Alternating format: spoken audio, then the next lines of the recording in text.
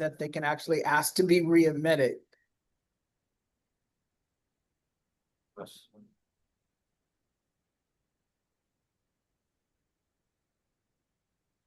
I keep forgetting that they have a time limit on these, John, and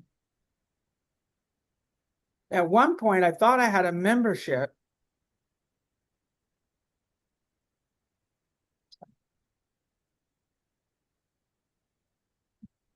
Can we re-invite everyone? Or...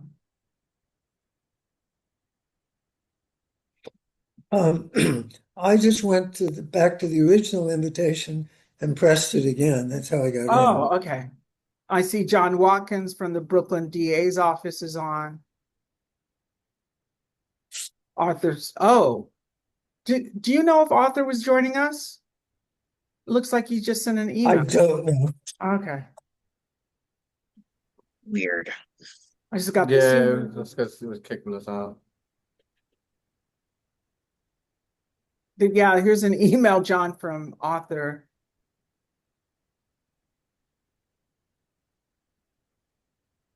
Thank you so much. Thank God my son is smart enough to know how to do all this stuff, because there's oh my God. He was like, oh, I'm gonna go home. I'm like, please don't go home. Please stay here. Make that too. I know. Roque, thank you so much. Milani's still here. Yay. Trying to get everyone back. More or less. I keep cutting in and out. Yeah, well, the Zoom went out because it was the free part of Zoom, but Jose has updated everything. So we're trying to get everybody back in. So it wasn't you. Okay. All right. Well, this is being recorded, correct? Yes. All right. And you started at 7 or after? We started a little after 7, like 7:12, 7:15. Oh, all right. Which is why I'm surprised that it's saying, you know, that the time was up already.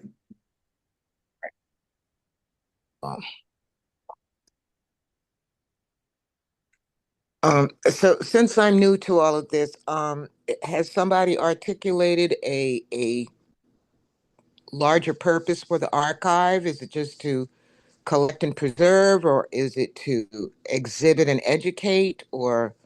Yeah, it's, I mean, we've done talks.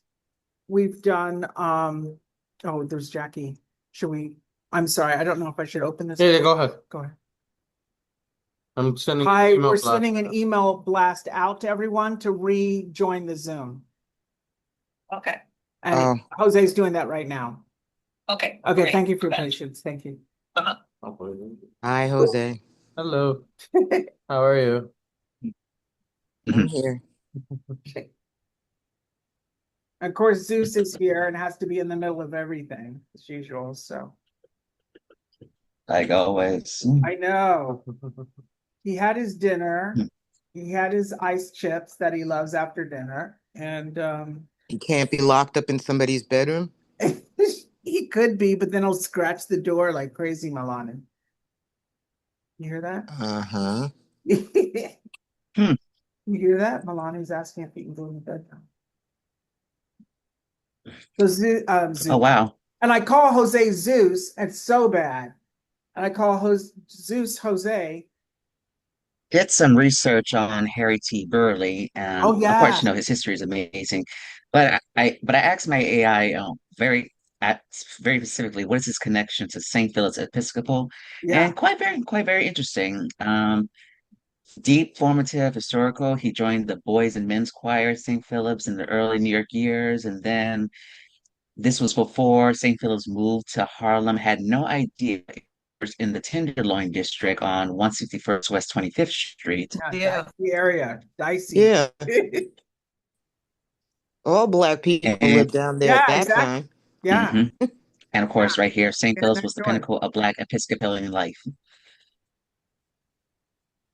Burley also sang for one of the larger Jewish synagogues. Oh, that's right. He was a cantor, wasn't he? Milani, that's you? I don't know that he was a cantor, but he was a performer there. Yeah. I'm so glad you were reminding me about that. And Milani, do you know if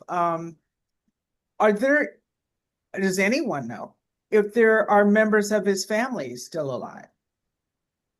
That would be very interesting, right? Yes, You believe there are? I don't know. Uh, I know there are. I met them.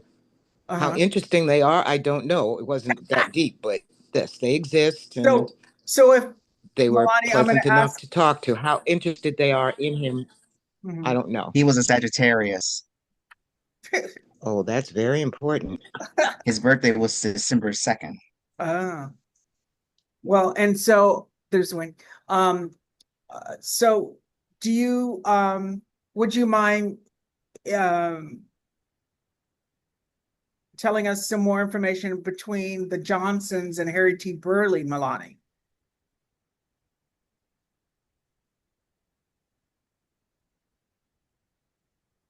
That's all. I think she Oh no, do we? somehow disconnected for a second. The Johnsons and Harry T. Burley were well acquainted. I think she's coming back in Yep. because you have to understand they were parishioners around the same time, which I find really fascinating. Oh, and then what about Canon Simmons and Mark I would Barksdale see if you could reach out to them. I sent an email blast. It might take them a second to realize. that they can get back on? Yeah. And then he would just have to keep clicking and admit. Okay, So so it's- now what do I need to do to get to my, I need to get to the screen. Just calm down. Yeah, calm.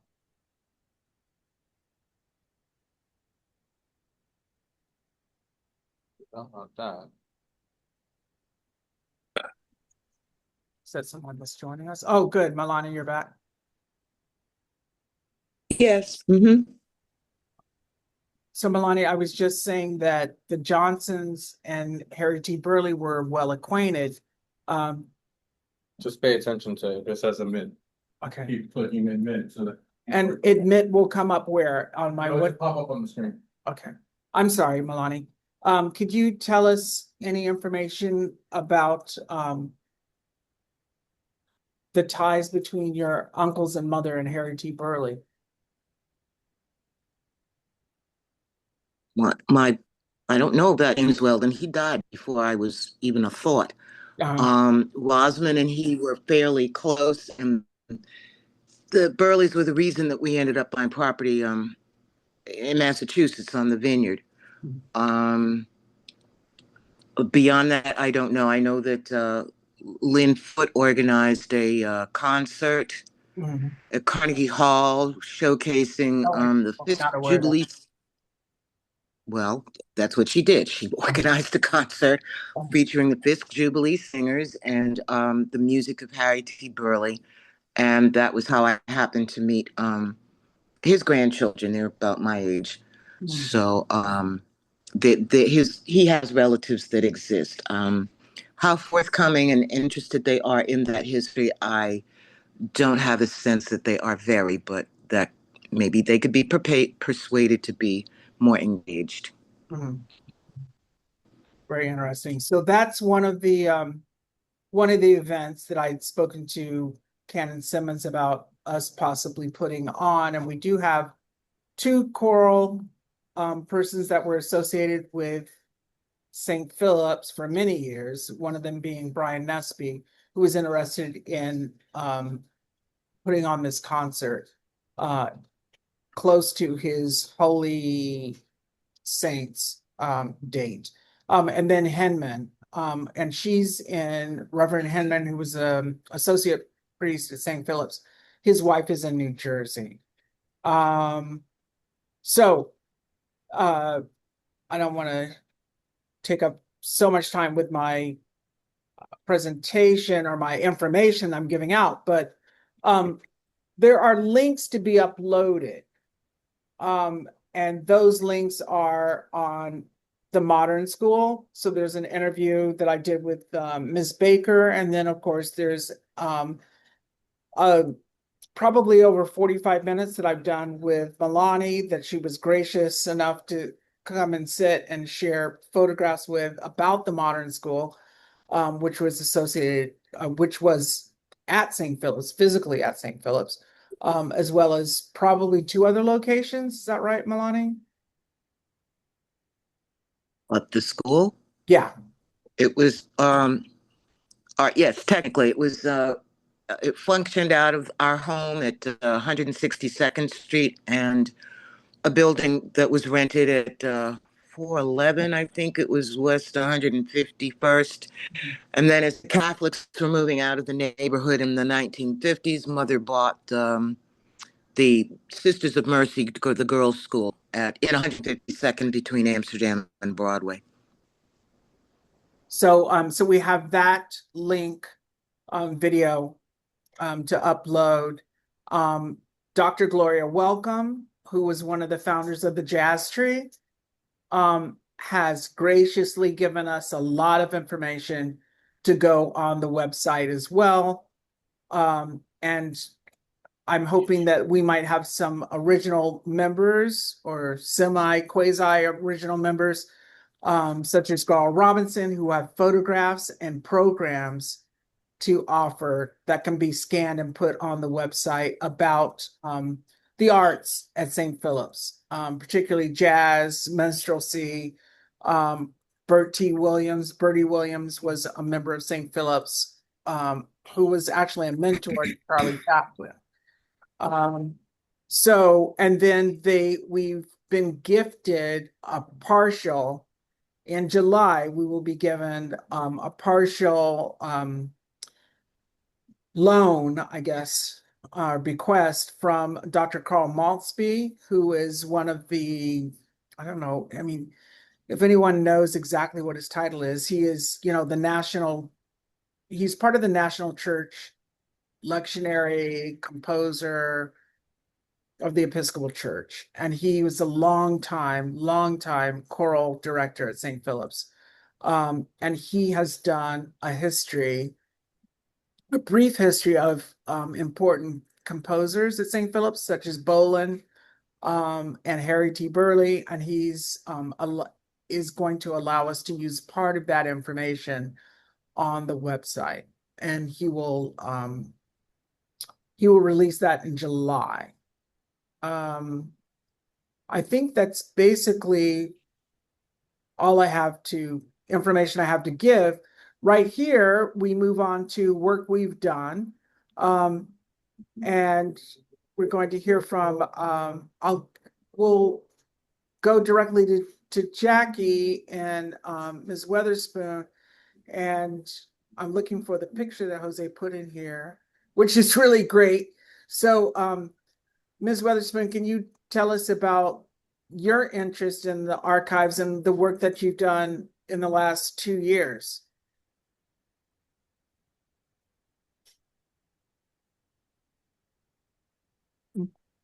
So we gave out a facsimile of a family tree. We did it during the coffee hour to just have the entire congregation, those who come downstairs after the service, to begin to think about and celebrate what their family tree looked like. And that generated a number of conversations. People are beginning, who were part of the Sunday school many years ago, have been donating pictures to the church. So as you can see from this picture, we've been trying to go over now once a month to the church and to begin to look at some of what's going on. So we found a number of pictures from the Sunday school attendees, the youth groups, the confirmations, and the dance classes. We've also found pictures of diocesan priests and the events. Those are absolutely remarkable when you see the vesture that they are wearing, the vestments. Yeah. There are pictures of someone, and this may tie in because we did not know them and I did not attend the Sunday school. There are pictures of a woman by Ms. Clark. And then there were many guests, the bishops of the diocese, they came quite often to St. Philip's, and when the garden was dedicated, um, Mrs. Brooke Astor herself came to St. Philip's.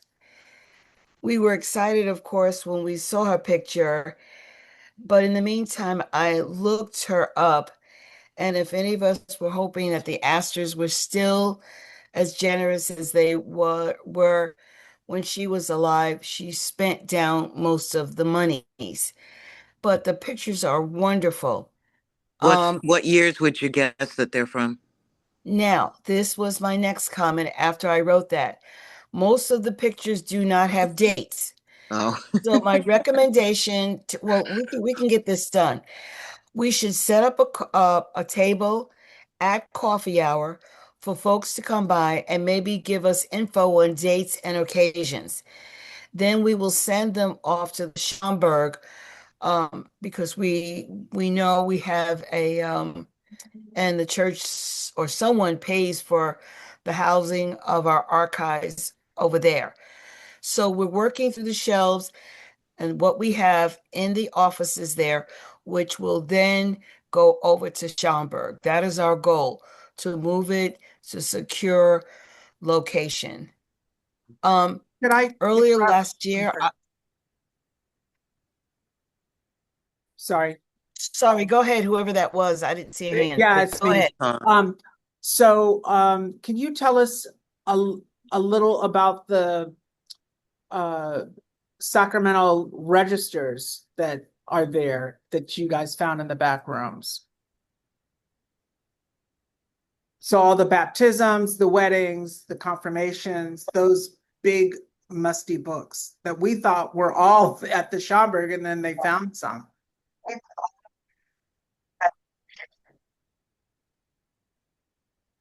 I, I'd be surprised if that were true because the church is over 100 years old. So I can't imagine everything went to the Schomburg. Yeah. No, everything is not at the Schomburg. That's why we're going shelf by shelf. Um, that's why you also see us wearing masks and gloves. Hmm.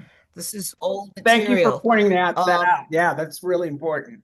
yeah, and yes, and it's dusty. So I'm thankful for my experiences at Phillips Exeter. Yeah. Um, so we make sure that we take care of ourselves, and it's to preserve it so there are no oils that The we do bodily. not yes, our bodily oils do not destroy what's there. Um, we worked a little earlier. I don't know if Father Simmons is back yet, but Think some so. of They've us, been and in. yeah, myself included, we were actually going through the materials at the Schomburg. There were a few boxes, and so I was honored to work on some of those boxes. We actually kept receipts. I suggested to them keep the receipts. We don't know who donated to the church, but it's an interesting body of wealthy donors that did. I don't know how the committee will go about the work, but at some point it would be great to come up with a letter that goes to some of these families to to do a thank you note to those as we work on commemorations that we looked at our archives and you were part of our history and we thank you. Oh, wow. Not that they will give, but Yeah. that we can thank them And as a way of acknowledge. yes, a recognition of their past. And um, sometimes a family member, as you all know, for them to be a part of something was significant and historical and made a difference, um, it will trigger something, within the current and the future generations. So thank you, Todd, for this. Thank you so much. Thank you for all the work you've been doing in the dirty hollows of these places. Um, I I can say, and maybe I'll have Milani jump in here because I don't have Dr. Diane Mack here or Ms. Bailey or Adrian. We have to change the spelling of her name on here, but they are particularly interested in the history and the legacy of Eugene and Mamie Clark, Doctors Clark, as well as the Northside Clinic, the Black Doll Study, which is on view, which has been on view for the last 3 years now at St. Philip's in the parish ambulatory, and then also the Lafargue Clinic. And I would say, I don't think I mentioned this to Milani, but also the extension of the Weston United Mental Health Organization, which is how I came to work, how I became a parishioner at St. Philip's. So at some point, St. Philip's had just about 14 nonprofits serving the Harlem community. And that is also, that kind of service work and ministry is really how the church bolstered their membership, because people found the church incredibly helpful and spiritual, and helping provide, bring God's kingdom, on earth to light. And so that's actually how I became a member of St. Philip's, was working for its mental health organization and running its gallery. So Milani, do you want to talk about just your interest in this particular portion of mental health at St. Philip's and education through your mother and also with the Clarks?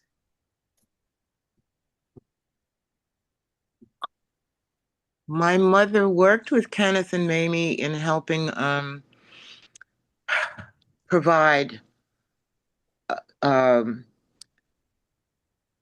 children for them to have like a control group when they were studying language, et cetera, et cetera. I don't have any proof, as far as I know, about how the school participated in the doll study. I know Mother talked about them participating in the debate about how books should be written and if Ebonics was a language. I personally want to find out what the reason is that when you go to the Northside website, neither Dr. or Mrs. Clark are much mentioned. Someone has promised to have tea with me one day and sort of explain things, but there's not much I can offer, and my only interest is to find out why they're not better represented on the website of their own institution. Mhm. Very good, thank you. So yeah, very interesting. So I guess before we sign off and have final words, I don't know, and I would love to know from everyone what your thoughts are. Please email the archives about officers and how we move forward and how we approach the vestry, about funding, and all of that. So yeah, love to hear about that. And then hopefully maybe in June we should have another meeting. And we will start on time. And then final words. Could I make one Yes. observation or Yes. Suggestion? Yes, go ahead, Mr. Back when I began work in the archives and saw so many sacramental registers, I first did an inventory by book. So we'd know what date span the baptisms were, the marriages and the burials in each book, and how many pages. And then eventually we got Ancestry to come in, and they scanned all of the registers that we had in the archives. The advantage of that was that you weren't just looking at a page, they actually transcribed them into a search engine. So if you typed in your name, the page would come up. and we wound up with 843,000 entries on Ancestry. Oh, I get hits and emails every day from people who found grandma or an uncle or yeah. someone who's looking for citizenship papers or just all sorts of things. Yeah. And the only reason I bring this up is that if you want people to be attracted to what you're posting, Mhm. if there's a possibility of them finding family, that's a huge attraction. Yeah. Yeah. And so, having the record books at the library is extremely important given the safety issues that we have with that kind of material. But if they're not able to scan them or do any kind of sharing of the actual books without you going there, Mhm. they're not Stability. doing justice to the parish. Mhm. The parish deserves to be able to share their sacramental records with their community, so those people can say, "Wait a minute, that's my uncle, or that's my great grandfather, or all these family ties are really Excellent. important." Excellent So point. somehow, um, you know, the need does the Schomburg have a list of each register, or I mean, how do they have them arranged? I'll defer to Uh, Jackie. I know that there is a St. Philip's Finder, and I know that there's a Weston Finder for Father Weston. I don't know if there's any bishop, the father and the son, bishop finders. It's my understanding that those are at the University of Honolulu and also at Virginia Tech, right? At the seminary in Virginia. But I don't know. I'll defer to Jackie because she's met with the most recent. yeah, but I mean, what I'm really referring to are not the primary movers and shakers. Hmm. They're the people in the pews. Yes, yes, Those baptisms, yeah. those marriages, those confirmations.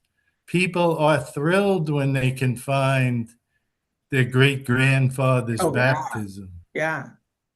I mean, and it's extremely common Mhm. once you get those materials out there for people to see and share. Would St. Philip's be sufficiently large enough to uh, get the interest of Ancestry, the business, or do they have to have a really large amount of material to scan? I think I before just we see go, a low bandwidth sign, so some yeah, of you may not hear me.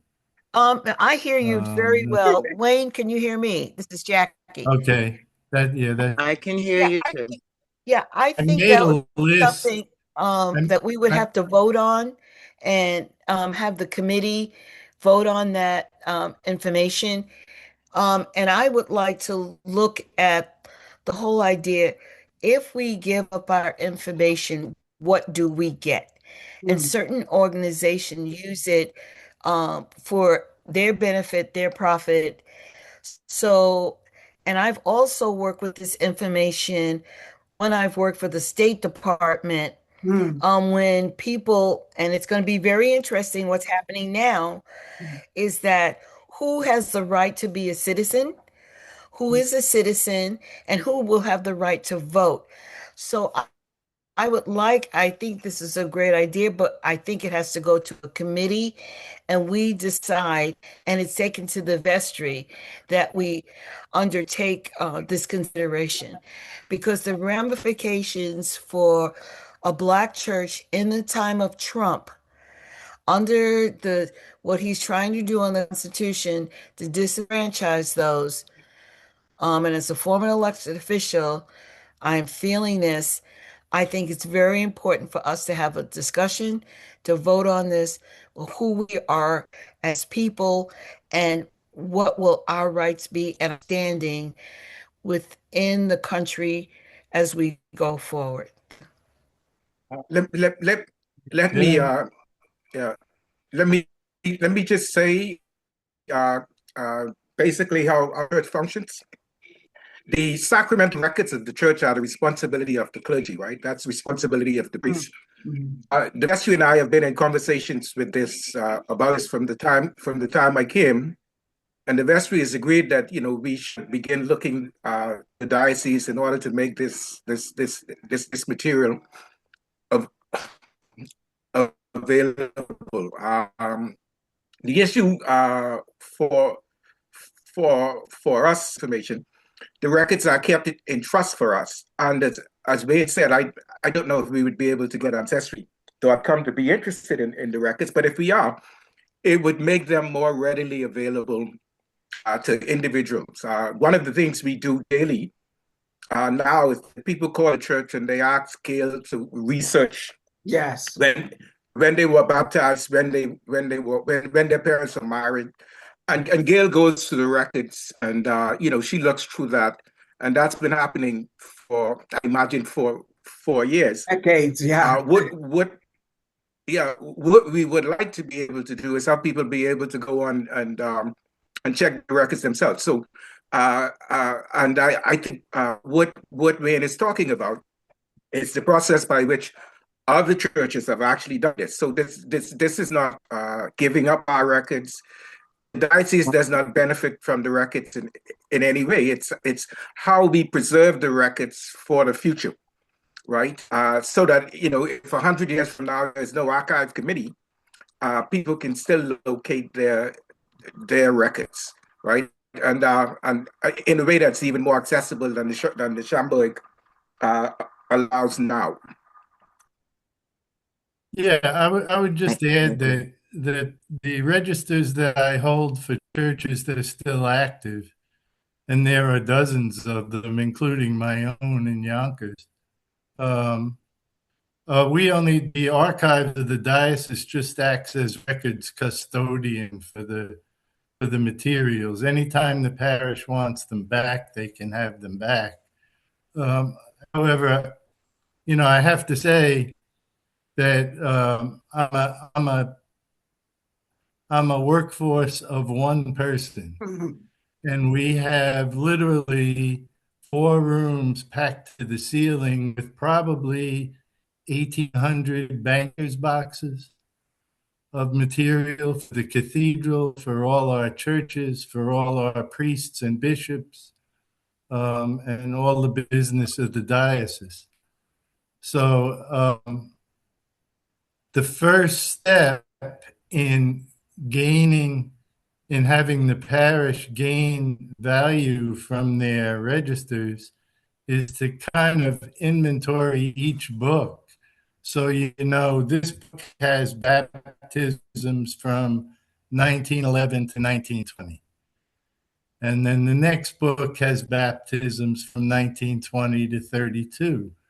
And you do them sequentially, you number them, you make a list, and then you know exactly which book to go back. If somebody called or comes to the church and said, "Oh, I think I was baptized around 1915, or my parents were," you're able to locate these records.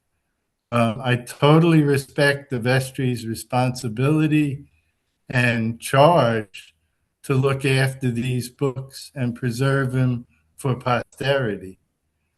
But they also need to be in a place where people can reasonably access the information. How many people do you estimate would be inventory to do the inventory, roughly? Well, I mean, what I do in terms of, we just got all the registers from St. Martin's, and there's probably certainly not as many as St. Philip's. St. Philip's still remains as having been the largest Episcopal church in the country. So numerically, but you know, when I get the books, I just sit down with them and try to arrange them sequential order. And then I do an Excel spreadsheet.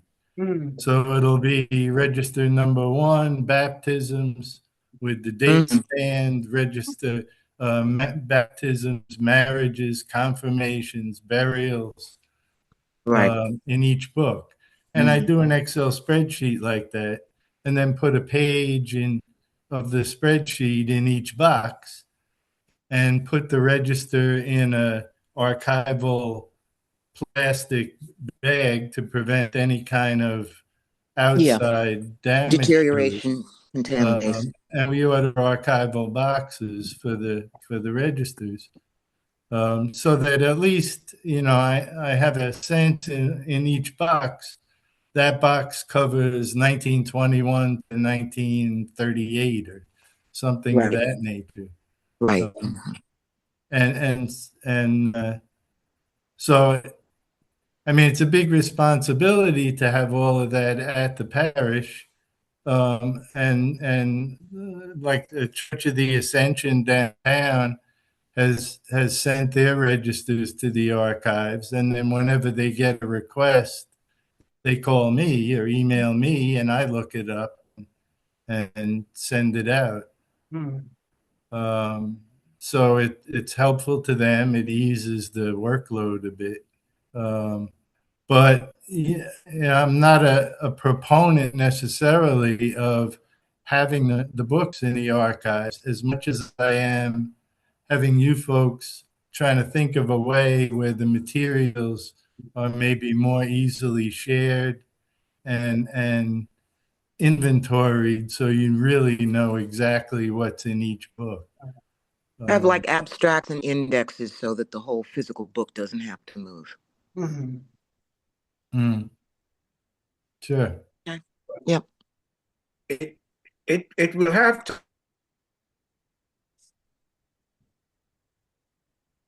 You're muted, Charles. Sorry. There we go. Yeah, it would have to move originally in order to be cataloged. Yes. Yeah, I mean, I could catalog them and return them. Right. If that's what the parish would like. Understand that it would take me some time. I work from 8 a.m. to 2 p.m. every day now. I don't work a full day. I'm 78 years old now, so I've been there 29 years. But it's my passion. Yeah. There's one name in one of those books that's dying to get out in the public, and it's sitting on a shelf somewhere, and not easily retrieved. And so that's kind of my passion archivally. Of course, I cherish all the other parish history, the priests and the folks in the church and all they've done. That's essential in a human story. But the parish registers are a real human story. You've got thousands and thousands of people in your books, and how many of them, you know, are able to tap into that. That's the kind of thing that draws people to the church, and perhaps, you know, donations once people see the value of what you have. Very true. But you know, the other events, the musical events, the respect for the all of that is essential, and you know, great things.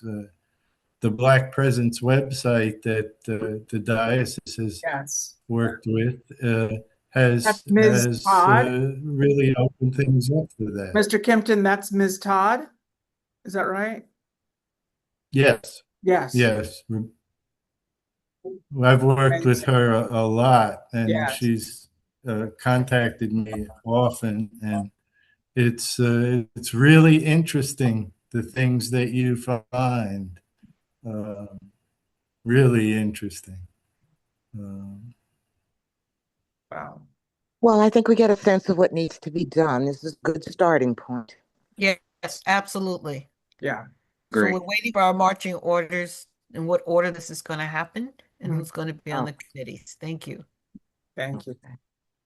So, Cannon, Well, So- thank you So all for Karen- inviting me to the meeting. I no, really thank you so much. I'm appreciate so it. glad you attended, and it's been fascinating to hear your experience and your suggestions. Cannon Simmons, can you just have some final words and close us out in prayer? I couldn't hear what you asked. Oh, I'm not I sure just heard asked what if you wanted to have final words and Yes. and say a prayer in closing. Yeah, You're breaking up, Todd. yeah, you're Oh, breaking up. I can't hear you. Sorry. It either. Words and prayer. Okay, is everyone back? This expertise, this would be good to take advantage of this very, very limited window. There's no harm to partnering with the diocese to record our sacramental records, and I think it would benefit the work you are trying to do because it would make them more accessible both to you and to the wider church, and of course people beyond. I think it's the element of trust, which is something that comes very difficult with parishes as it relates to the diocese. But I think this is an important moment for us as we begin to build moving forward. For some of the reasons that Jackie acknowledged, but just for St. Philip, just because who we are as St. Philip's, our records are extremely critical in terms of the Black presence in the Episcopal Church. Yes. And I see what happens every day. I see people calling Gail, which again, it's whether that's viable going forward in the future. It remains a challenge. So thank you for this. I beg your openness. Of course, your prayers and we are in conversation at the vestry level about this. My recommendation is I've guided the vestry in what I think it should be, on what we should do. We have voted on it. The issue is how do we pull the trigger, and I think that's an important conversation with you. But thanks, my thanks for your work on this. Okay. Thank you so much. So when's the next meeting? Hasn't, I mean, it'll be next month, another so it'll meeting? be in June. Cannon Simmons, can you give us a final prayer? I don't know if they can. Yeah, the Thank the you. Lord be with you. And also, And also you. Let us Also, let us pray. We peace and safety. As always, we make our prayer in the name of our Lord Jesus Christ. Amen. Amen. amen. Amen. Thank you, everyone. Thank you all Thank you, very folks. much. Yeah, thank you. Thank you, Charles. Right. Thank you. Thank you, man. Good to see you as always. Likewise. Right. Thank you, Everyone. Wayne. I can't Right. wait to meet Thank you. you. I'm gonna Right. come Thank over you, to the Jack. church. I'm Yeah, gonna do come to that. April. Love it. I'm coming over. See everyone Sunday. Right. Bye. Yeah, let's see everyone on Sunday. That's true. Thank you. Yes. Okay for that. For Miss Sutton, Amen. Attorney Sutton. Yeah.